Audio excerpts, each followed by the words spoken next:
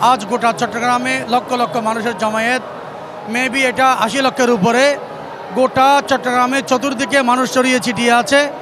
আউলাদ রসুল হুজুর কেবলা বানিয়ে গৌসিয়া কমিটি বানিয়ে জশ্নে জুলুস আল্লামা গৌসে জামান সৈয়দ মোহাম্মদ তৈয়ব শরদুল্লাহ তাআলাহু 1974 সনে আল্লাহর পেয়ার হাবিব সাল্লাল্লাহু তাআলা আলাইহি ওয়াসাল্লামার শুভাগমনের দিনকে উদযাপন করার জন্য আঞ্জুমানকে নির্দেশ দেয়।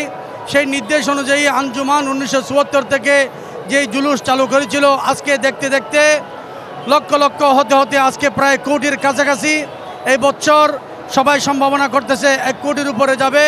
আল্লাহ পাক রব্বুল আলামিন কোরআন মাজিদে ইরশাদ করেন, ওয়ারাফা'না লাকা যিকরাক ইয়া রাসূলুল্লাহ সাল্লাল্লাহু আলাইহি ওয়াসাল্লাম, আমি আপনার শান মান মর্যাদাকে বুলন্দ করতে থাকবো। বুলন্দ করেছি, উঁচু করেছি, উঁচু মর্যাদা করেছি।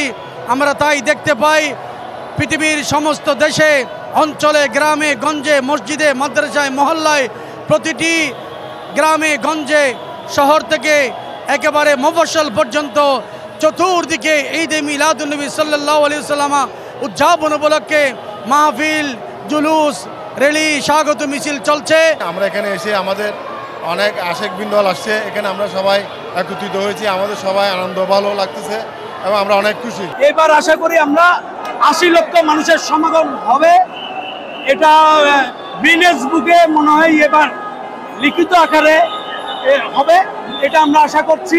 এই জুলুসের অর্থই হচ্ছে আনন্দ। আমরা ইসলাম শান্তির ধর্ম। আজকের এই দিনে আমাদের হযরত মুহাম্মদ সাল্লাল্লাহু আলাইহি ওয়াসাল্লাম দুনিয়া আগমন করেছেন। এই উপলক্ষে আমরা এত কিছুর আয়োজন। ঈদে মিলাদুন্নবী খুব খুশি লাগতেছে, ভালো লাগতেছে। অনেক লোক আসছে সমাগম। আমাদের গৌসিয়া কমিটি বাংলাদেশ জামিয়া অন্তর্ভুক্ত।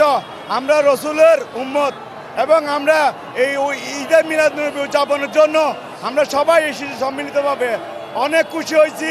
আঞ্জুমানের রহমানিয়া আমুদিয়া সুন্নিয়ার রাষ্ট্রের উদ্যোগে এটা ৫৪তম জশ্নে জুলুস।